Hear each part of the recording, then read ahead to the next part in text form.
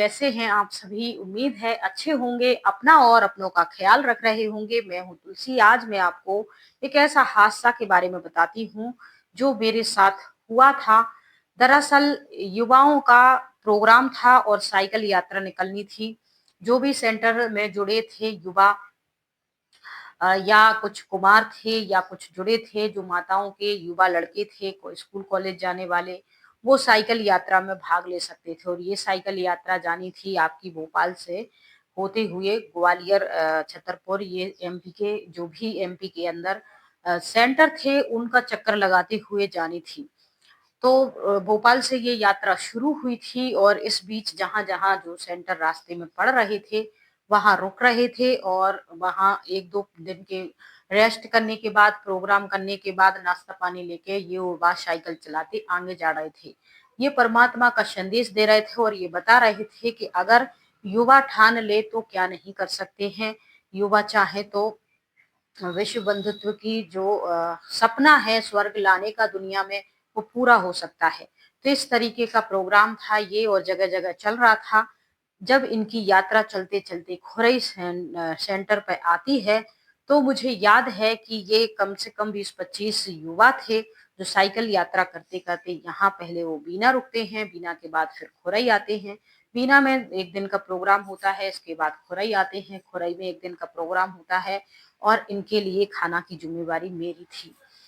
जो कि मैंने पहले ही बताया था कि मेरे घर से बहुत ज़्यादा पैसा नहीं था, हम बहुत ज़्यादा धनवान नहीं थे और बहुत ज़्यादा पैसा नहीं था। जाता था ज़रूरत के हिसाब से ही जाता था जिससे मेरी ज़रूरतें पूरी हो सकें। दवाई वग़ैरह हो सके, कपड़े या मुझे कहीं जाना है तो गाड़ी वग़ैरह, ऑटो रिक्शा का किराया इतना जाता था घर से और खेती में जो भी गेहूँ, चावल, दालें होती थी वो चला जाया करता था और हरी सब्जियाँ होती थी वो जाया करता था। तो जैसे ही मेरा सेंटर पे काम था, सुबह उठना, साफ-सफाई करना, खाना, नाश्ता बनाना, कपड़े धुलाई करना, यही घरेलू काम थे।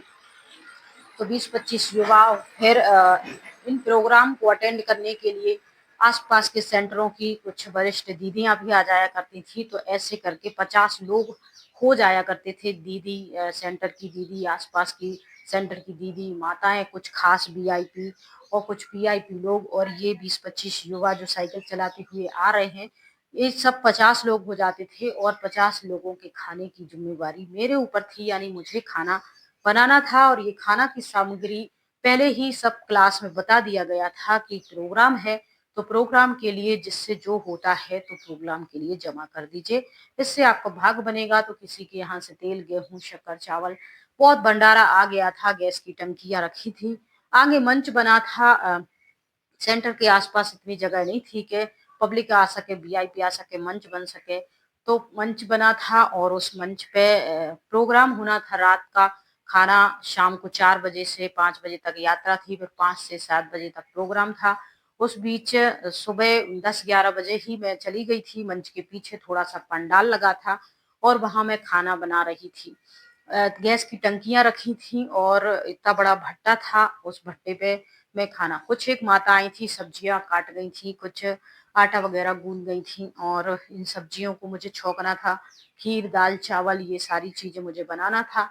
मैं उस समय भट्टा भी नहीं जला पाती थी, कैसे चाबी घुमानी है, कैसे स्लो फास्ट करना है और क्या करना है।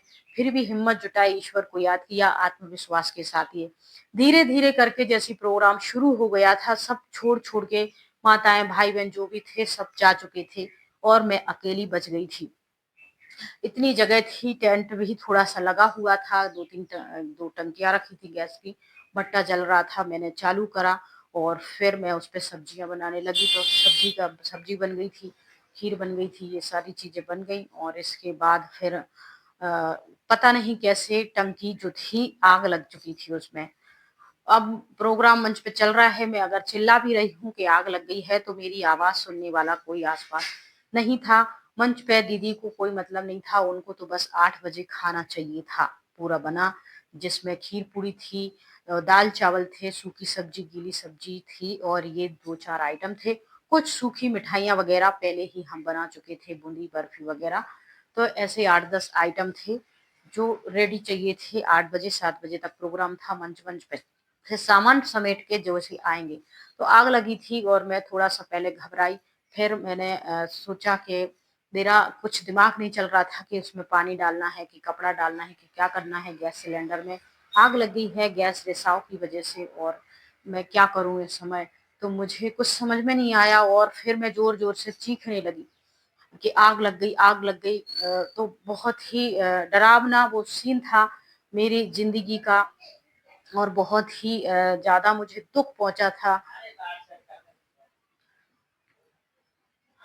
इस घटना से। फिर जब मैं चीखने लगी, मेरी बहुत चीख हुई, तो पास में ही कुछ पोतने जो काम कर रहे थे, जिस जहाँ हम रुके हुए थे वहाँ की दीवारों की पुताई चल रही थी। तो कुछ मजदूर वहाँ 2-3 लगे हुए थे, तो उन्होंने कहा कि किसी की चीखने की आवाज़ आ रही है। और जब वो दौड़ के हमारे नज़दीक आते हैं, आग देखते हैं, तो वो जल्दी से उसका रेगुलेटर बंद करते हैं और उसकी नली निकाल के फेंक देते हैं, और इस तरीके से वो मेरी हेल्प करते हैं। तो ये जो घटना थी मैं बताना चाह रही थी कि कैसे हुआ, लेकिन किसी ने मेरी बात नहीं सुनी। साथ ही यहाँ से आस-पास के सेंटरों से बहनें आई थी। हमने जो प्रोग्राम होना तो 1 दिन का था, लेकिन हम इस प्रोग्राम की तैयारी 1 महीने से कर रहे थे। हमारे साथ एक और बहन थी, शिवानी बहन, हम दोनों कर रहे थे। और इस मंच पे वीआईपी लोग, नगर सेठ बुलाए गए थे, कुछ विधायक बुलाए गए थे, सांसद बुलाए गए थे जिला के, सागर जिला के। तो ऐसे 2-3 वीआईपी थे, कुछ बिजनेसमैन थे, कुछ वहाँ के नगर सेठ थे। उनको बताया गया था, एक लिस्ट दी गई थी कि देखो ये मंच पे बहनों के नाम लेने हैं जो सेंटर इंचार्ज हैं। आपको मैं सच बताऊं कि जो लिस्ट में नाम थे उन बहनों के नाम थे। लाओ बेटा, ए बदमाश,